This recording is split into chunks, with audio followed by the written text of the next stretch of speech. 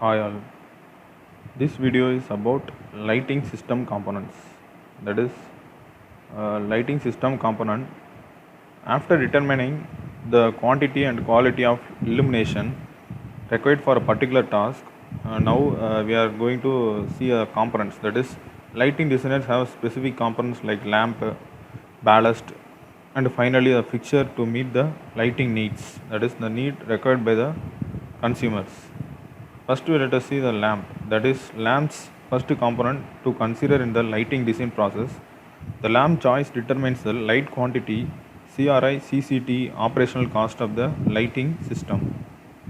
Next one is incandescent. That is, incandescent lamp is the oldest electric lighting technology. That is, incandescent lamps are the least efficient and have the shortest life, and they produce light by passing a current through a tungsten filament, which will causing it to become hot and glow.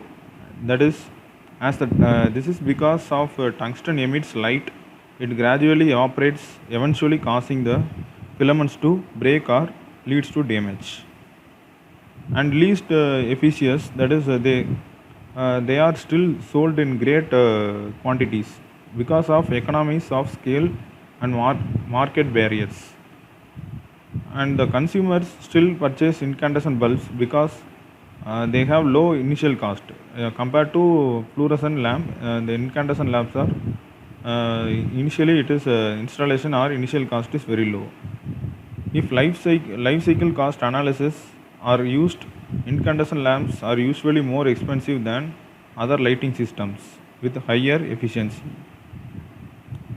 Now we will see the fluorescent lamp, that is CFL. Compact fluorescent lamp are energy efficient, long lasting replacements for some incandescent lamps. CFLs composed of two parts, that is lamp and the ballast, and the two tubular lamps and are longer than 8,000 hours, and ballast usually last longer than 60,000 hours. And CFLs can be purchased as self ballast units, which screw in to an existing incandescent socket. CFLs are excellent replacement for incandescent lamps, and they provide a similar light quantity and quality while only requiring about 20 to 30% of energy of comparable incandescent lamps. And in addition to that, the CFLs last 7 to 10 times longer than their incandescent lamp counterparts.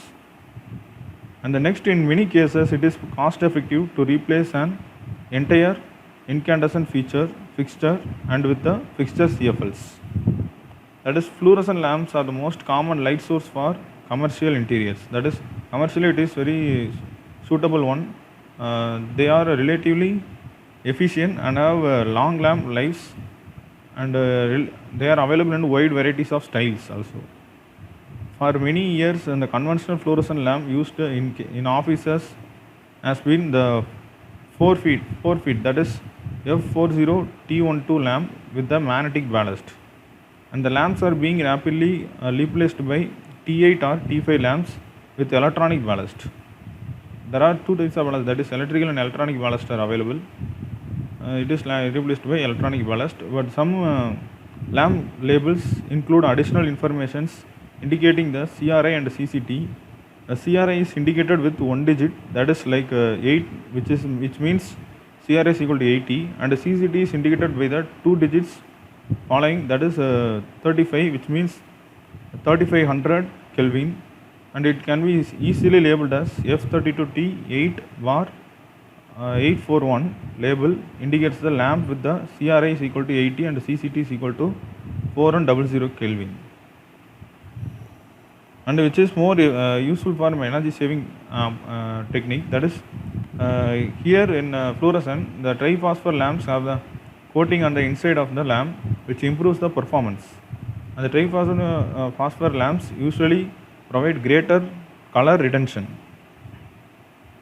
and that is similar to triphosphor.